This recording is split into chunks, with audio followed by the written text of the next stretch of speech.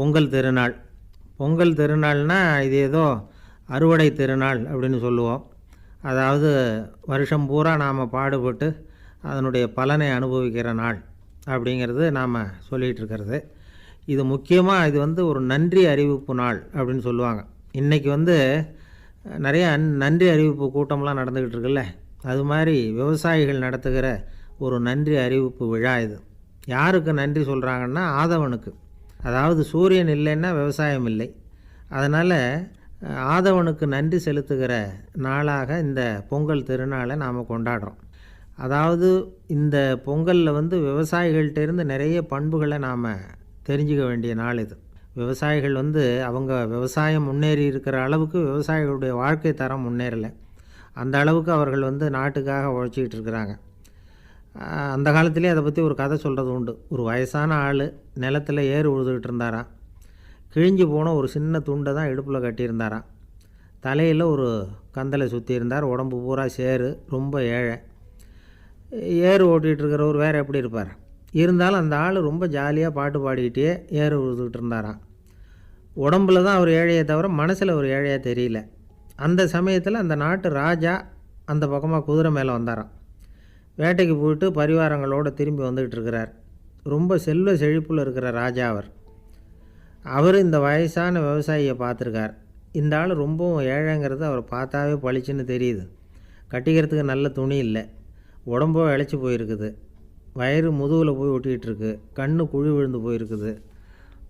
ஆனாலும் முகத்தை பார்த்தா சந்தோஷமாக இருக்கிற மாதிரி இருக்குது. இவ்வளோ உற்சாகமாக பாடிக்கிட்டு இருக்கிறாரே அப்படின்னு ஆச்சரியமாக நினச்சி பார்த்தார் அந்த ராஜா. சரி, அவர்கிட்ட கொஞ்சம் பேச்சு கொடுத்து பார்க்கலாம் அப்படின்னு முடிவு பண்ணார். ஐயா பெரியவரே, இப்படி கொஞ்சம் வர முடியுமான்னாராம். பொழுது போகிறதுக்குள்ளே நான் இந்த வயல் பூரா உழவு ஓட்டி ஆகணும், அதனால் பேசுகிறதுக்கு நேரம் இல்லை அப்படின்னாராம் அந்த பெரியவர். என்ன அவ்வளவு அவசரமாக? மீதி இருந்தால் நாளைக்கு உழுதக்கூடாதா? அது சரி, உனக்கு எத்தனை ஏக்கர் நிலம் இருக்குது அப்படின்னு விசாரிச்சிருக்கார் ராஜா. எனக்குன்னு சொந்தமாக உள்ளங்கை அளவு கூட நிலம் கிடையாது. இது எங்கள் முதலாளியோட நிலம். இதை பூராவும் உழுது முடித்தா தான் அவர் கூலி கொடுப்பார். நான் கூலிக்கு உழுதுகிட்டு இருக்கிறேன். உங்ககிட்ட பேசிக்கிட்டு இருந்தால் அவருக்கு துரோகம் பண்ணது மாதிரி ஆகிடும் அப்படின்னாராம். ராஜா குதிரையை விட்டு கீழே இறங்கினார். வரப்பில் நடந்து அந்த பெரியவர்கிட்டே போனாராம். சரி, ஒரு நாள் பூரா உழுதா உனக்கு எவ்வளவு கூலின்னு கேட்டிருக்கார். 8 அணா கூலி கிடைக்கும்னாராம் அவர்.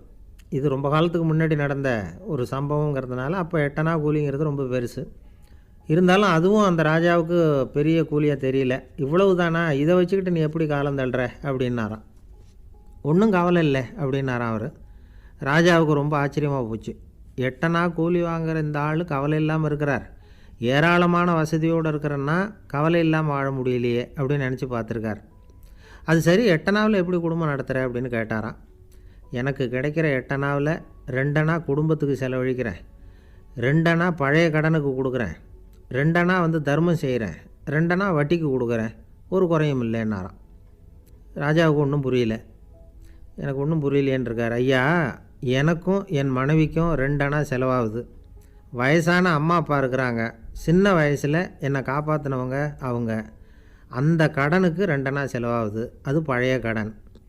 என் தங்கச்சி ஒருத்தி ஆதரவு இல்லாத நிலைமையில் தன்னுடைய மகனோட என் வீட்டில் இருக்கிறா. அவளுக்கும் அவள் மகனுக்கும் 2 அணா செலவு பண்ணுறேன், அது தர்மம். எனக்கு 2 பிள்ளைங்க இருக்கிறாங்க, அவங்களுக்கு 2 அணா செலவு பண்ணுறேன், அது வட்டிக்கு கொடுக்குறது மாதிரி. பிற்காலத்தில் அவங்க எங்களை காப்பாற்றுவாங்க. அந்த வகையில் நான் திருப்தியோடு வாழ்ந்துக்கிட்டு இருக்கிறேன் அப்படின்னாராம். ராஜாவுக்கு அர்த்தம் புரிய ஆரம்பிச்சுதான். அந்த பெரிய நிலத்தை விலை கொடுத்து வாங்கி அந்த பெரியவருக்கே தானமாக கொடுத்துட்டாராம். இப்போ உழுதவருக்கே நிலம் சொந்தமாகிட்டுது. அன்னையிலேருந்து அரசனுக்கும் ஆறுதல் கிடைச்சிதான். இப்படி ஒரு கதை சொல்லுவாங்க. 8 அணா வருமானத்தை வச்சுக்கிட்டு எப்படி காலத்தை தள்ளுறதுன்னு சொல்கிறதுக்காக இந்த கதையை சொல்கிறதாக யாரும் தப்பாக நினச்சிக்கக்கூடாது. கிடைக்கிறத எப்படி பங்கு போடுறார், எப்படி திருப்தியாக வாழறார் அப்படிங்கிறது தான் முக்கியம். அது மாதிரி இன்றைக்கு இந்த பொங்கல் திருநாளில் உழவர்கள் மனசு மகிழ்ச்சியாக இருந்ததுன்னா அது எல்லாரும் மகிழ்ச்சியாக இருக்கிறது மாதிரி அர்த்தம். அதனால் அவர்கள்ட்டேருந்து நாம் பாடம் கற்றுக்கணும். சில உழவர்கள் தங்கள் நிலத்தில் விளையிறத தாங்கள் சாப்பிட மாட்டாங்க. அடுத்தவங்கள்ட்ட விற்றுட்டு சந்தையில் போய் வேறு அரிசி வாங்கிட்டு வந்து தான் இவங்க சாப்பிடுவாங்க. அப்படிப்பட்ட விவசாயிகள்லாம் இது உண்டு. பங்கிடுகிற பண்பை உழவர்கள்ட்டேருந்து கற்றுக்கொள்ளுங்கள் அப்படிம்பாங்க. ஒரு ஆள் நிம்மதியாக மகிழ்ச்சியாக இருந்தானா, உங்கள் நிம்மதிக்கும் மகிழ்ச்சிக்கும் என்ன காரணம்னு கேட்டிருக்கார் இன்னொருத்தர். என்கிட்ட இருந்தது பூராவையும் என் பிள்ளைங்களுக்கு சமமாக பங்கு போட்டு கொடுத்துட்டேன், எனக்குன்னு எதுவுமே வச்சுக்கல, அதுதான் நிம்மதிக்கு காரணம்ன்றிருக்கான். உங்ககிட்ட இருந்தது எவ்வளவு இருந்தது அப்படின்னு கேட்டிருக்காரு அவர். மொத்தமாக ஒரு 50,000 ரூபா இருக்கும் அப்படின்னு இருக்கான். அவ்வளவும் பணமாகவே இருந்ததா அப்படின்னு கேட்டிருக்காங்க அவங்க. இல்லைங்க, அவ்வளவும் கடன், அதை தான் பிரித்து கொடுத்துருக்கேன் பிள்ளைங்கக்கிட்ட அப்படின்னு நானான். அவன் எது ரொம்பவும் கஷ்டமான காரியம் அப்படின்னு கேட்டார் ஒருத்தர். ஒருத்தருக்கு ஒருத்தர் சண்டை போடாமல் இருக்கிறது தான் ரொம்ப கஷ்டமான காரியம் அப்படின்னு தோணுது. ஒரு நாட்டுக்கும் இன்னொரு நாட்டுக்கும் சண்டை, நாட்டுக்குள்ளேயே ஒரு குரூப்புக்கும் இன்னொரு குரூப்புக்கும் சண்டை. ஏன் சண்டை போட்டுக்கிறீங்கன்னு கேட்டு பாருங்கள். நாங்கள் சமாதானத்துக்காக தான் சண்டை போட்டுக்கிறோம் அப்படிம்பாங்க. வாழறதுக்காக பிறந்த மனுஷன் லட்சியத்துக்காக உயிரை விட தயார் அப்படின்னு சொல்லிகிட்டு இருப்பான். அப்படி உயிரை விடுறவங்கள நாமளும் பாராட்டுவோம். ஆனால் ஒன்றுமில்லாத விஷயங்களுக்கெல்லாம் சண்டை போடுறவங்களெல்லாம், அப்படிப்பட்டவங்களையும் சரி உயிரை விடுறவங்களையும் சரி என்னென்னு சொல்கிறது, யுத்தங்களாலேயும் சண்டைகளாலேயும் நாம் அடையிறது என்னங்கிறது ஒரு பக்கம் இருக்கட்டும், இழக்கிறது என்ன தெரியுமா? ஏராளமான உயிர்கள். ரத்தம் சிந்துறதுக்கு நான் தயார் அப்படின்னு மார்தட்டி சொல்லலாம். ஆனால் ரத்தம் சிந்தினா உயிர் காத்துக்கிட்டு இருக்க தயார் இல்லை. அதாவது உயிர் நமக்காக காத்துக்கிட்டு இருக்க தயார் இல்லை. இழக்கிற ரத்தத்தை ஈடுகட்டினா தான் உயிரை காப்பாற்ற முடியும். அதனால் இது சம்மந்தமாக ஆராய்ச்சி செய்கிற கட்டாயம் ஏற்பட்டு போச்சு. அதோட விளைவாக புதுசாக ஒன்றை கண்டுபிடிச்சிருக்கிறாங்க. அதுதான் செயற்கை இரத்த பொடி. இப்போ இந்த திடீர் சாம்பார் பொடி, திடீர் ரசப்பொடி, திடீர் காப்பி பொடி இப்படிலாம் சொல்கிறோம்ல, அது மாதிரி இது திடீர் இரத்த பொடி. இஸ்ரேல் ஒரு சின்ன நாடு, மக்கள் தொகை குறைச்சல், அதோட போர்கள் வேறு. அதனால் காயம்பட்டவங்களை காப்பாற்றியே தீர வேண்டிய கட்டாயம். காப்பாற்றணும்னா ரத்த இழப்பை தடுக்கணும். அப்படின்னா உடனடியாக புது ரத்தம் செலுத்தி ஆகணும். திடீர்னு ரத்தம் வேணும்னா எங்கே போகிறது? அதுவும் கிடைக்கிற ரத்தம் சேர்கிற குரூப்பாக இருக்கணும். ஒரு வேடிக்கை பார்த்தீங்களா, நான் வேறு குரூப்பு நீ வேறு குரூப்புன்னு இவன் சண்டை போடுறான். இதில் அடிபட்டவனுக்கு ரத்தம் கொடுக்க போனால் அதுலேயும் அது வேறு வேறு குரூப்பாக இருக்குது. அது ரத்தமும் வேறு வேறு குரூப்புன்னு சொல்லிகிட்டு இருக்குது. எந்த குரூப்பு ரத்தம் வேணும், அது உடனடியாக கிடைக்கலன்னா என்ன பண்ணுறது? இப்படிப்பட்ட கஷ்டம்லாம் நமக்கு வந்துடுது. இதுக்காக தான் விஞ்ஞானிகள் இந்த ரத்த பொடியை கண்டுபிடிச்சிருக்கிறாங்க. அதாவது ஒரு ஆள் அடிபட்டு போட்டான்னு வச்சுங்களேன், அவனுக்கு ரத்தம் கிடைக்கல, உடனே என்ன பண்ணலாம்? இந்த சுத்தப்படுத்தப்பட்ட தண்ணீரை கொஞ்சம் எடுத்துக்க வேண்டியது, அதில் இந்த ரத்த பொடியை கரைக்க வேண்டியது. இப்போ இந்த செயற்கை ரத்தம் தயாராகிட்டுது. இதை அந்த ஆள் உடம்புல ஏற்றி விட்ற வேண்டியது. இயற்கையாக நம்ம உடம்பில் இருக்கிற ரத்தம் என்னென்ன வேலை செய்யுதோ அதே வேலையை இதுவும் செய்யும். அதாவது ஆக்சிஜனை உடம்பில் எல்லா இடத்துக்கும் எடுத்துகிட்டு போகுது. அந்த வேலையை இந்த செயற்கை ரத்தமும் செஞ்சுருது. ஆனால் ஒரு விஷயம், இந்த செயற்கை ரத்தம் ஒரு அவசரத்துக்கு தான் உபயோகப்படுத்தலாம், ஒரு முதல் உதவி மாதிரி. அதை அப்படியே நிரந்தரமாக விட்டுற முடியாது. பின்னாடி தேவையான குரூப்பு உண்மையான ரத்தம் கிடைச்ச உடனே அதை செலுத்திக்கணும். உண்மையான ரத்தத்தை 20லேருந்து 40 நாள் வரைக்கும் தான் பாதுகாக்க முடியும். அதுவும் குளிர்பதன பெட்டியில். அதுக்குள்ளே உபயோகப்படுத்தலைன்னா அது வீணாக போயிடும். இந்த ரத்த பொடி அப்படி இல்லை, எவ்வளோ நாள் வேணும்னாலும் அப்படியே வச்சுருக்கலாம், குளிர்பதன பெட்டியும் தேவையில்லை. ஆனால் ஒன்று, இது தண்ணியில் கலந்து செயற்கை ரத்தமாக ஆக்கிவிட்டா அதோட வலு 72 மணி நேரம் தான், அதாவது 3 நாள். அதுக்குள்ளே அந்த ஆசாமியை எங்கேயாவது ஆஸ்பத்திரிக்கு தூக்கிட்டு போய் உண்மையான ரத்தத்தை கொடுத்துடணும். சண்டையில் அடிபடுறவங்க, சாலை விபத்தில் அடிபடுறவங்க, இவங்களுக்கெல்லாம் அவசரத்துக்கு கை கொடுத்து உதவுறது இந்த செயற்கை ரத்த பொடி. அதுக்கப்புறம் நாம் கொடுக்குற ரத்தம் தான் அவங்கள காப்பாற்றணும். இன்றைக்கி ரத்தத்தை தானமாக கொடுக்க தயாராக இருக்கிற நல்ல உள்ளங்கள் ஏராளம். எவ்வளவு ஆக்சிடெண்ட்டு, ஆப்ரேஷன், இதில் சம்மந்தப்பட்டவங்களை காப்பாற்றுறது நாம் தானமாக கொடுக்குற ரத்தம் தானே. ஒரு ஆக்சிடெண்ட்டு, ஒரு ஸ்கூட்டர் ஒரு ஆள் மேலே மோதி விட்டுது, பார்த்து வரக்கூடாதா அப்படின்னா அந்த ஆள், நீ தான் பார்த்து நடக்கணும், ஏன்னா 20 வருஷமாக நான் அந்த ஸ்கூட்டரை ஓட்டிகிட்டு இருக்கிறேன் அப்படின்னானா இவன். இதுக்கு அவன் சொன்னானா, நீ தான் பார்த்து ஓட்டணும், ஏன்னா 40 வருஷமாக நான் இப்படி நடந்துக்கிட்டு இருக்கிறேன் அப்படின்னானா. ஒரு ஊரில் ஒரு ராஜா இருந்தார். பெரிய அரண்மனையில் தான் இருக்கிறார். எல்லா வசதியும் இருந்தது. இருந்தாலும் அவர் எல்லாரும் சொல்கிறது எப்படி தெரியுமா? பிச்சைக்கார ராஜா. அப்படி ஒரு பேர் அவருக்கு நிலச்சி போச்சு. ஜனங்களும் சரி, மற்ற தேசங்களில் உள்ளவங்களும் சரி, அவர் அந்த பேர் சொல்லியே குறிப்பிடுறது வழக்கமாக போட்டுது. இது அவருக்கு ரொம்ப கவலையாக போச்சு. என்ன இது, நம்மளை தேடி வர்றவங்களுக்கெல்லாம் நாம் சோறு போடுறோம், நம்ம புகழ்ந்து பாடல் ஏற்றி கொண்டு வர்ற புலவர்களுக்கெல்லாம் அவங்க எப்படி வந்தாலும் ஒருவேளை சோறு போடணுங்கிறது உத்தரவு. இவ்வளவுலாம் செஞ்சும் நம்மளை போய் பிச்சைக்கார ராஜான்னு எல்லாரும் சொல்கிறாங்களே, அது ஏன்? எதுக்காக இப்படி சொல்கிறாங்க? இதுதான் ராஜாவுக்கு குழப்பம். சரி, இதை பற்றி நம்ம அமைச்சர்கள்கிட்ட கேட்கலாமா அப்படின்னு யோசனை பண்ணார். இந்த விஷயத்தை போய் அவங்கக்கிட்ட எப்படி கேட்குறதுன்னு அவருக்கு தயக்கமாக இருந்தது. கௌரவ குறைச்சலாக தெரிஞ்சுது அவருக்கு. சரி, சாதாரண குடிமக்கள்கிட்ட இதை பற்றி கேட்கலாமா அப்படின்னு யோசனை பண்ணார். கேட்கலாம். ஆனால் அவங்க யாரும் ராஜா முன்னாடி வந்து நின்று தைரியமாக பேசக்கூடிய அளவுக்கு இல்லை. ராஜாவோட குழப்பம் நாளுக்கு நாள் அதிகமாக போச்சு. கடைசியாக அவர் ஒரு முடிவுக்கு வந்தார். அதாவது இதை பற்றி ஒரு பிச்சைக்காரங்கிட்டே கேட்டு பார்த்துட்டா என்ன. இதுதான் அவர் பண்ண முடிவு. உடனே மாறு வேஷம் போட்டுக்கிட்டு நகர்வலம் போனார். ஒரு பிச்சைக்காரனை கண்டுபிடிச்சார். இதை பாருப்பா, நம்ம ராஜாவை எல்லாரும் பிச்சைக்கார ராஜான்னே சொல்கிறாங்களே, அதுக்கு என்ன காரணமாக இருக்கும் அப்படின்னு கேட்டார். அதுக்கு அவன் சொல்கிறான், இதுக்கான பதிலை இன்னும் ஒரு 30 நாளில் சொல்கிறேன் அப்படின்னா. உடனே இவருக்கு சந்தோஷம். உண்மையை அவங்ககிட்ட சொன்னார். நான் வேறு யாரும் இல்லை, நான் தான் இந்த நாட்டு ராஜா. இப்போ நீ என் கூடவே வந்துடு, அரண்மனையிலேயே தங்கிக்கோ. 30 நாள் கழித்து எனக்கு பதில் சொல்லிவிட்டு அதுக்கப்புறமா நீ போகலாம் அப்படின்னு சொல்லி அழைச்சிட்டு வந்துட்டார். அரண்மனையில் ஒரு மூலையில் அவன் தங்கறதுக்கு இடம் கொடுத்தார். தினம் 2 வேளையும் இவனுக்கு சோறு போடுங்க அப்படின்னு உத்தரவு போட்டார். ராஜா கொடுத்த இடத்துல போய் உக்காந்துக்கிட்டான் அந்த பிச்சைக்காரன். தினமும் அந்த அரண்மனையில் நடக்கிறதையெல்லாம் கவனிச்சிக்கிட்டு வந்தான். வேளைக்கு சாப்பாடு வரும், சாப்பிட்டுக்கிட்டு இருக்கான். இப்படி 30 நாள் முடிஞ்சுது. ராஜா வந்தார். என்ன, என்னோட கேள்விக்கு பதில் என்னன்னு கண்டுபிடிச்சிட்டியான்னார். கண்டுபிடிச்சிட்டேன்னா. என்ன எல்லாரும் பிச்சைக்கார ராஜான்னு சொல்கிறாங்களே, அது நியாயமாக படுதா உனக்குன்னு கேட்டார். நியாயமாக தான் படுது, சந்தேகம் இல்லாமல் நீங்கள் பிச்சைக்கார ராஜா தான். என்ன தான் நீங்கள் வசதியோடவும் படைபலத்தோடவும் இருந்தால் கூட நீங்கள் எங்கள் வர்க்கத்தை சேர்ந்த ஆசாமி தான் அப்படின்னு அடித்து சொல்லிவிட்டான் அந்த ஆள்.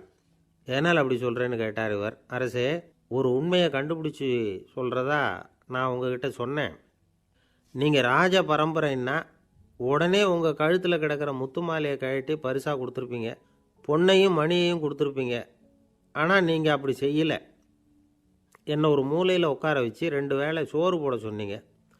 உங்களை தேடி யார் வந்தாலும், யார் பாராட்டி பேசினாலும் அல்லது பிரச்சனைகளை சொன்னாலும் நீங்கள் செய்கிற ஒரே காரியம் சோறு போடுறது தான். பிச்சைக்காரனுக்கு சோறு மட்டும்தான் உலகம். உங்கள் விஷயத்துலேயும் நீங்கள் அப்படி தான் நினைக்கிறதாக தெரியுது. நல்லா கவனிங்க. எந்த ஒரு பிரச்சனைக்கும் சோறு தான் முடிவுன்னு நினைக்கிறீங்க பாருங்கள். நீங்கள் சந்தேகமில்லாத எங்களை சேர்ந்த ஆள் தான் அப்படின்னு விட்டான் அந்த பிச்சைக்காரன். அதுக்கப்புறம் தான் அந்த ராஜா தன்னுடைய தவறுகளையெல்லாம் திருத்திக்கிட்டாராம். பசின்னு வர்றவங்களுக்கு சோறு தான் போடணும், அது தப்பு இல்லை. பாராட்ட வர்றவங்களுக்கெல்லாம் சோத்தையே போட்டு அனுப்புனா இப்படி தான் பேர் வரும்.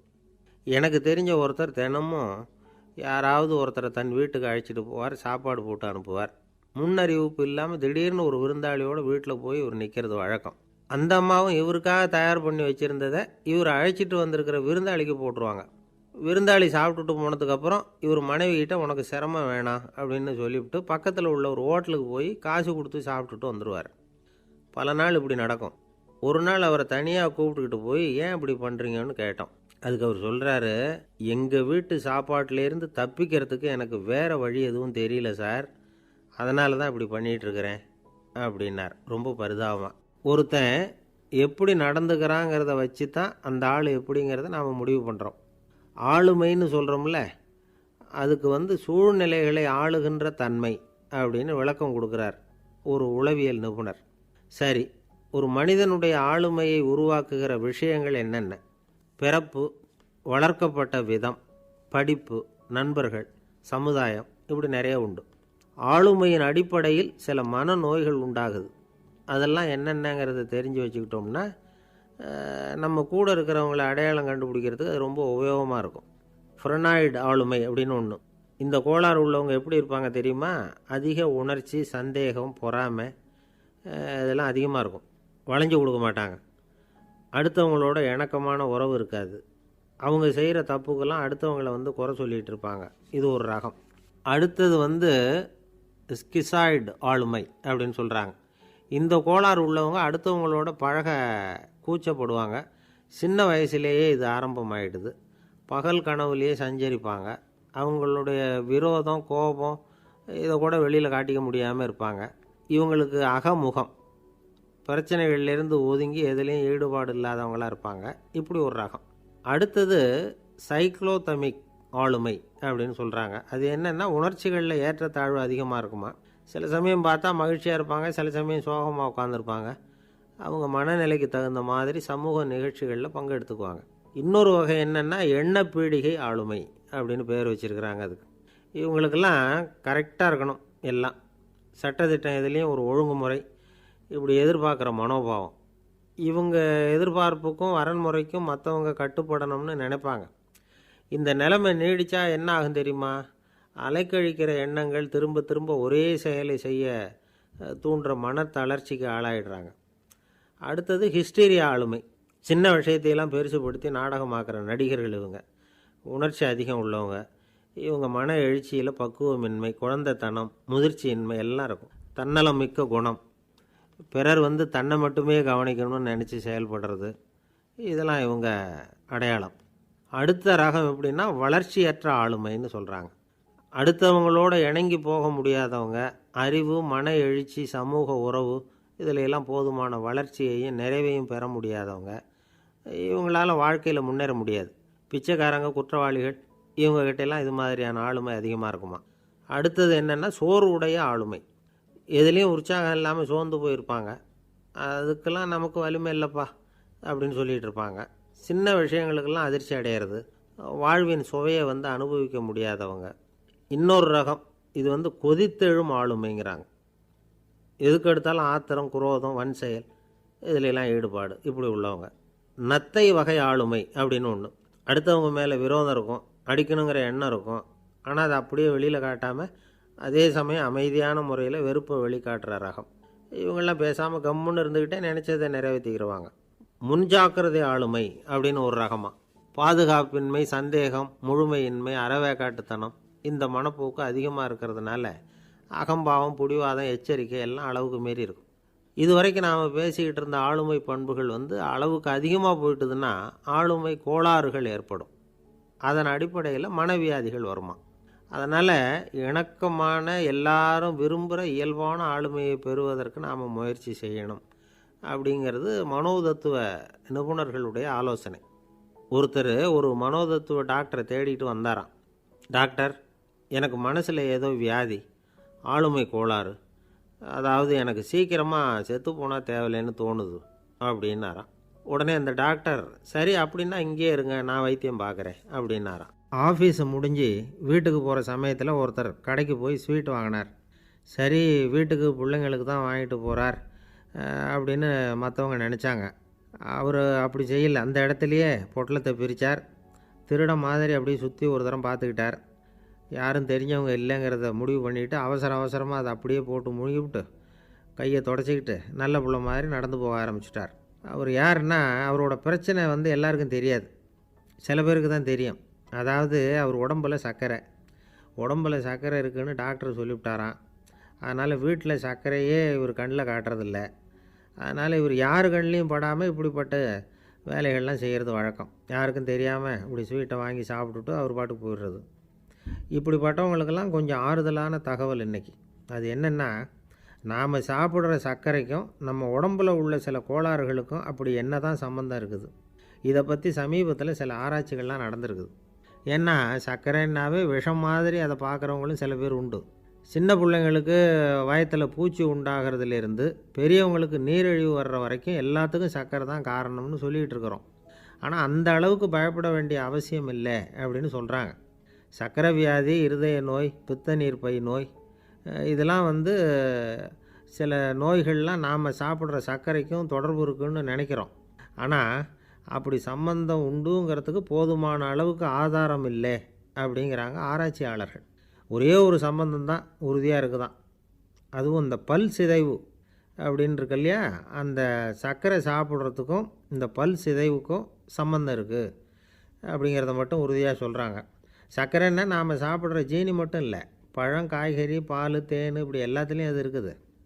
கேரட்டு கொடுக்குற சத்தில் 88% சர்க்கரை, ஆப்பிள் கொடுக்குற சக்தியில் 95% சர்க்கரை. இது ஜீனி சர்க்கரை, இது ஆப்பிள் சர்க்கரை அப்படிங்கிற வித்தியாசம்லாம் உடம்புக்கு கிடையாது. ரெண்டுமே உடனடியாக சக்தி கொடுக்குது. ஒரு ஸ்பூன் சர்க்கரையில் 16 கலோரி தான் சத்து இருக்குது. அதிகமாக சர்க்கரை சாப்பிட்டா நீரிழிவு வந்துருங்கிறது தப்பான ஒரு அபிப்பிராயம். டயபெட்டிஸுங்கிறது ஒரு மெட்டபாலிக் டிஸார்டர், அவ்வளவுதான். அதாவது நாம் சாப்பிட்ற சர்க்கரையை நம்ம உடம்பு திறமையாக உபயோகப்படுத்திக்க முடியல அப்படின்னு அர்த்தம். அதனால தான் அதிகமாக இனிப்பு வேணாம்னு சொல்கிறோம். ஏற்கனவே உடம்பால் முடியாத ஒன்றை மறுபடியும் அது தலையில் சுமத்தி அதிகமாக வேலை வாங்க வேணாமே அப்படிங்கிறதுக்காக தான். ஆகாரத்தில் அதிகமாக சர்க்கரை இருந்தால் அதனால் உடனே சர்க்கரை வியாதி வந்துடும்ங்கிறதுக்கு விஞ்ஞான ரீதியாக போதுமான ஆதாரம் இல்லை. அதனால் எப்போவாவது அதிகமாக ஸ்வீட்டு சாப்பிட்டுட்டா ஐயோ அதிகமாக சாப்பிட்டோமோ என்ன பண்ண போகுது தெரியலையே அப்படின்னு நினச்சி மனசை போட்டு குழப்பிக்க வேண்டியதில்லை. பொதுவாக எதுவுமே அதிகமாக வேண்டாம், எல்லாம் சீராக இருந்தால் போதும். நீரிழிவுங்கிறது புதுசாக வந்துட்ட ஒரு நோய் இல்லை, ரொம்ப காலமாகவே இருக்கிற ஒன்று தான். நம்ம முன்னோர்கள் இதை மதுமேகம் அப்படின்னு சொல்லுவாங்க. அதை கட்டுப்படுத்துறதுக்கு அவங்களே சில வழிமுறையை சொல்லி வச்சுருக்கிறாங்க. அது என்னென்னா வேறு ஒன்றும் இல்லை, இந்த பாவக்காய், முள்ளங்கி, அருகம்புல் அவ்வளவுதான். வெள்ளை முள்ளங்கி இருக்குல்ல, அதை வாரத்துக்கு 3 நாள் சாப்பிட்டுக்கிட்டு வாங்க. நூலுக்கோல் ரொம்ப நல்லது. இல்லைன்னா முள்ளங்கி சாறு 1 அவுன்ஸு சாப்பிட்டுட்டு வரலாம். ரத்தத்தில் சேர்கிற சர்க்கரை அளவை இதெல்லாம் கட்டுப்படுத்துது. சிறுநீரில் காணப்படுகிற சர்க்கரை அளவையும் சமநிலைப்படுத்துது. தினமும் ஆகாரத்தில் கோதுமை, கேழ்வரகு, வெந்தயம், கருவேப்பிலை, சோயாபீன்ஸ் எது கிடைக்குதோ சேர்த்துக்கலாம். இப்படிலாம் செஞ்சுக்கிட்டு வந்தால் அப்புறம் வீட்டுக்கு தெரியாமல் கடையில் போய் நின்றுக்கிட்டு ஸ்வீட் வாங்கி திருட்டுத்தனமாக சாப்பிட வேண்டிய அவசியமே உங்களுக்கு வராது. 2 ஆசாமிகள் கடற்கரையில் உட்காந்து சாவகாசமாக பேசிக்கிட்டு இருந்தாங்களாம். ஒருத்தர் சொன்னார், இன்னொருத்தருக்கு தெரியாமல் ஸ்வீட்டு சாப்பிட்றதே எப்பவும் இடைஞ்சல் தான் சார். நேற்றுக்கு பாருங்கள் அப்படி தான் சாப்பிட்டுக்கிட்டு இருந்தேன், வீட்டுக்காரி கண்ணில் போட்டுவிட்டுது, அதுக்கப்புறம் ஒரே ரகலையாக போச்சு அப்படின்னாராம். எனக்கு கூட அப்படி தான் சார் ஆகிட்டுது, ஒரே ரகலை அப்படின்னாராம் இன்னொருத்தர். நீங்கள் சாப்பிட்டதும் உங்கள் வீட்டுக்காரங்க கண்ணில் போட்டுவிட்டுதா சார் அப்படின்னு கேட்டிருக்கார் இவர். அதுக்கு அவர் சொன்னாராம், அப்படி இல்லை சார், கடைக்காரர் கண்ணில் போட்டுவிட்டுதோ, நான் அவருக்கு தெரியாமல் அந்த ஸ்வீட்டை அவர் கடையிலேருந்து எடுத்திருந்தேன் அப்படின்னு விளக்கம் கொடுத்தாராம் இந்த ஆள். ஐயா, உங்கள் பேரை தொடர்ந்து தினம் கேட்டுக்கிட்டு இருக்கிறேன் அப்படின்னார் ஒருத்தர். தொடர்ந்து கேட்குறீங்களே, உங்களுக்கு காது வலிக்கலையா அப்படின்னு கேட்டோம். பேசுகிற உங்களுக்கே வாய் வலிக்கலை அப்படிங்கிறப்போ கேட்குற எங்களுக்கு எப்படி காது வலிக்கும் அப்படின்னார். நம்ம உடம்பில் ஒரு அதிசயம் என்ன தெரியுமா? ரொம்ப நேரம் நாம் நடக்கிறோம்னு வச்சுக்கோங்க, கால் வலிக்கும்.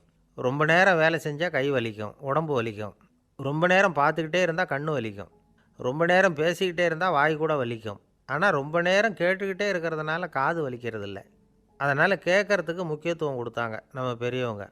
திருவள்ளுவர் தேவையில்லாமல் வார்த்தைகளை உபயோகப்படுத்த மாட்டார். ஒரு திருக்குறள்னு எடுத்துக்கிட்டாவே அதில் மொத்தம் 7 வார்த்தைகள், அவ்வளவுதான். அப்படி 7 வார்த்தைகள் மட்டுமே உள்ள ஒரு திருக்குறளில் வள்ளுவர் ஒரே வார்த்தையை 5 தடவை உபயோகப்படுத்தியிருக்கிறார், திரும்ப திரும்ப பயன்படுத்தியிருக்கிறார். அப்படின்னா அதை எந்த அளவுக்கு வலியுறுத்தி சொல்கிறார் அப்படிங்கிறத நாம் புரிஞ்சுக்கணும். அது என்ன குறள்? செல்வத்துள் செல்வம் செவிச்செல்வம், அச்செல்வம் செல்வத்துள் எல்லாம் தலை. செவிச்செல்வம்ங்கிறது அவ்வளவு முக்கியமானது. கற்றலின் கேட்டல் நன்று. அதிகம் கேட்கணுங்கிறதுக்காக தான் எவ்வளவு கேட்டாலும் காது வலிக்கிறதில்ல. குறைச்சலாக பேசணும், அதிகமாக கேட்கணும். இன்னொரு விஷயம் கவனிங்க, நம்ம உடம்பில் கண்ணுக்கு மூடி இருக்குது, எதையாவது நாம் பார்க்க விரும்பலைன்னா உடனே கண்ணை மூடிக்கலாம். நம்ம வாய்க்கு மூடி இருக்குது, பேச விருப்பம் இல்லையா, வாயை மூடிக்கலாம். மூக்குக்கு கூட மூடிக்கிற வசதி இருக்குது, எதையாவது முகர விருப்பம் இல்லையா, மூச்சை அடக்கிக்கலாம். ஆனால் பாருங்கள், காதுக்கு மூடி கிடையாது, அதை கையால் தான் மூட முடியும். யார் என்ன சொன்னாலும் அது நல்லதோ கெட்டதோ காதில் விழுந்துக்கிட்டு தான் இருக்கும். அறிவு தான் நல்ல விஷயங்களை எடுத்துக்கிட்டு கெட்ட விஷயங்களை விட்டுடணும். நல்ல கருத்துக்கள் நம்ம காதில் நிறைய விழுந்துக்கிட்டே இருக்கணும். அதை கேட்டு நாம் நல்லபடியாக வாழணுங்கிறது தான் படைப்பின் விருப்பம். ஆன்மீகவாதிகள் கூட ஒன்று சொல்லுவாங்க, அதாவது ஆன்மீக பாதையில் நீங்கள் முன்னேறணும்னா முதல்ல சிரவணம் செய்யணும்பாங்க.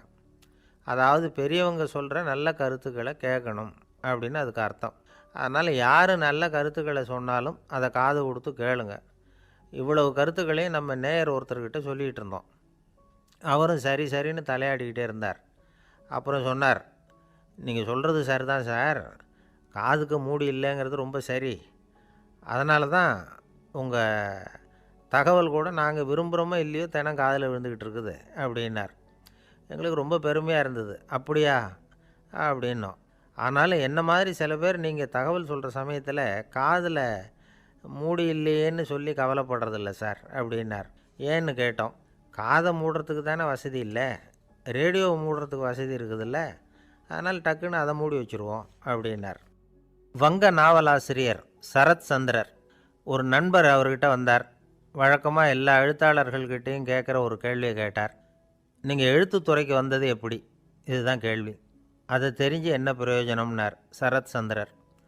சும்மா சொல்லுங்களேன், தெரிஞ்சுக்கிறேன் அப்படின்னார் வந்தவர். சரி சொல்கிறேன்னு ஆரம்பித்தார். நான் ரங்கூனில் வேலை பார்த்துக்கிட்டு இருந்தேன். சம்பளம் பத்தல. வேலையும் பார்த்துக்கிட்டு ஒரு பலசரக்கு கடை வைக்கலாம்னு நினச்சேன். என்னால் மளிகை கடை வச்சு சரியாக நடத்த முடியுமாங்கிற சந்தேகம் என் மனைவிக்கு.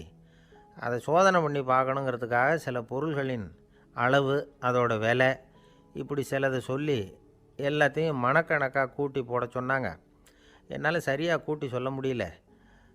உங்களால் மளிகை கடை நடத்த முடியாதுன்னு சொல்லிவிட்டாங்க. உடனே என்ன பண்ணுறது, வேறு வழி இல்லை, கதை எழுத ஆரம்பிச்சிட்டேன் அப்படின்னார்.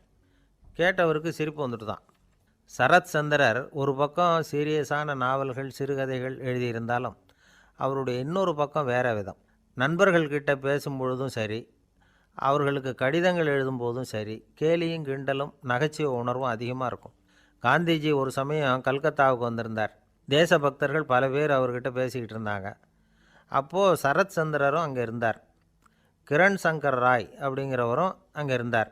அவர் சொன்னாராம், காந்திஜியோட பழகிய முதல் வங்காளி நான் தான். போயர் யுத்த காலத்தில் இவர் லண்டனுக்கு வந்திருந்தப்போ என்கிட்ட தான் வங்காள மொழி கற்றுக்கிட்டார் அப்படின்னாராம்.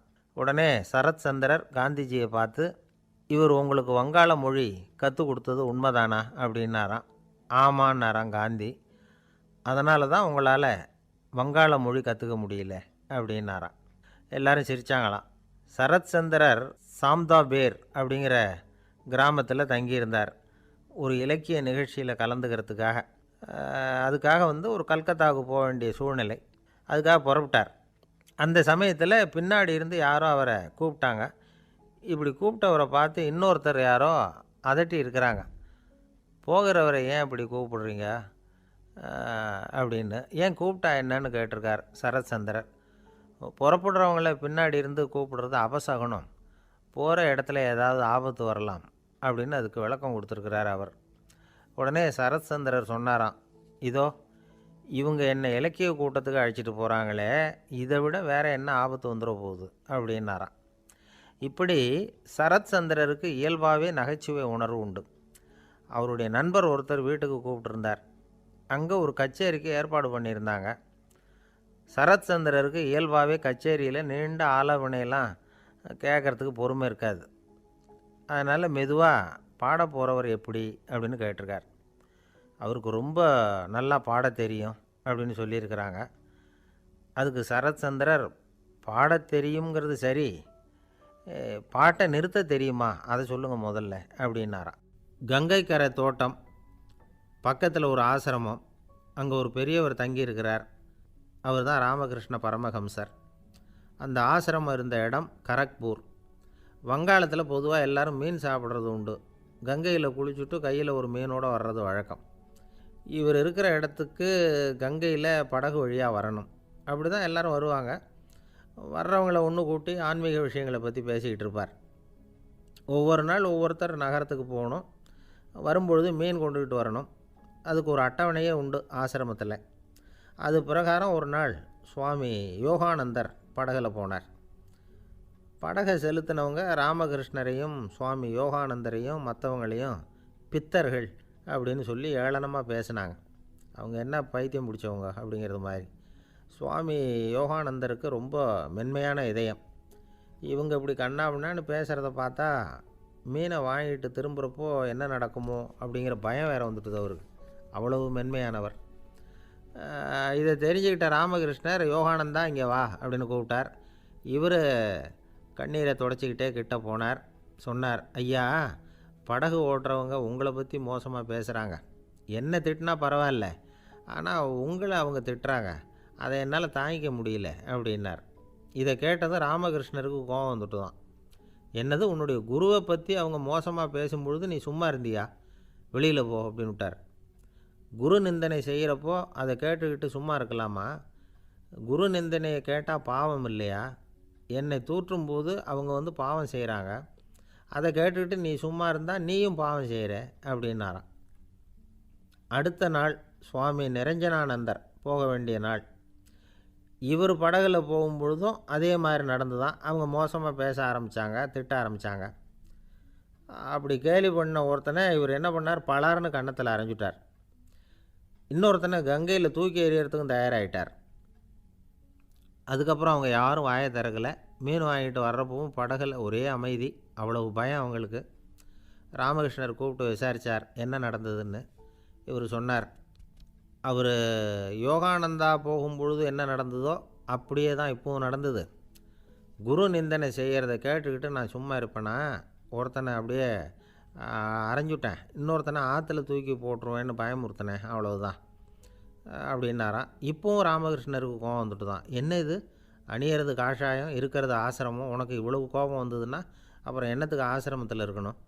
பிரம்மச்சாரி எப்பவும் அமைதியாக இருக்கணும் அப்படின்னு அறிவுரை சொன்னாராம் ராமகிருஷ்ணர். அப்போ இவர் கேட்டாராம், ஏங்க அவருக்கு ஒரு விதமான அறிவுரை சொன்னீங்க, எனக்கு வேறு விதமாக அறிவுரை சொல்கிறீங்க, இதில் எது உண்மை அப்படின்னு கேட்டிருக்கார். இதுக்கு ராமகிருஷ்ணர் சொன்ன பதில் என்னென்னா, அட அசடே, சக்கரத்தில் காற்று அதிகமாக இருந்தால் குறைக்கணும், குறைச்சலாக இருந்தால் கூட்டணும். அவன் சாது, அவனுக்கு அதிக உணர்ச்சி தேவை, உனக்கு படபடப்பு அதிகம், உனக்கு பொறுமை தேவை அப்படின்னாராம். இதில் உள்ள கருத்து என்னென்னா, கல்விங்கிறது எப்படின்னா அதை சூழ்நிலைக்கு தகுந்த மாதிரி கற்பிக்கணும். எல்லாருக்கும் ஒரே மாதிரி கற்பிக்கக்கூடாது. கேட்குறவர் தகுதி, புரிஞ்சுக்கிற திறமை, இதை பொறுத்து கல்வி அமையணும். ஆரம்ப காலத்தில் ஒரு குரு, அப்போ ஒரு சீடன் இருந்தான். அது வேடிக்கையான குரு, வேடிக்கையான சீடன். ஒரு ஆசிரமம். ஒரு நாள் ஒருத்தன் அவசரமாக அந்த குருவை தேடி வந்திருக்கிறான். என்ன விஷயம்னு விசாரித்தார் குரு. உங்கள் சீடர் என்னை அடிச்சுட்டார் அப்படின்னு புகார் பண்ணானான் அந்த ஆள். குரு சீடனை கூப்பிட்டார். அடிச்சியா இந்த ஆளை அப்படின்னு கேட்டாரான். ஆமான் இருக்கான் சீடன். ஏன் அடித்தே அப்படின்னு கேட்டாரான். இந்த ஆள் உங்களை பற்றி மட்டமாக பேசிவிட்டான், என்னால் அதை தாங்கிக்க முடியல, அதனால தான் அடிச்சுட்டேன்ருக்கான். அப்படி என்ன பேசினான் அப்படின்னு கேட்டாரான். உன்னுடைய குருநாதர் இப்போல்லாம் அர்த்தமில்லாமல் பேச ஆரம்பிச்சிட்டார் அப்படின்னு சொல்லிவிட்டான், அதனால தான் அடிச்சுட்டேன் அப்படின்னானான். அதுக்காக அடித்தே அப்படின்னாரான். நான் அதுக்காக அடிக்கலை குருவே, இப்போல்லாம் நீங்கள் அர்த்தம் இல்லாமல் பேசுகிறதாக அவன் சொல்கிறான், அப்படின்னா இதுவரைக்கும் நீங்கள் அர்த்தத்தோடு பேசினதாகத்தானே அர்த்தம், அது தப்பு தானே, அதனால தான் அடித்தேன் அப்படின்னானான்.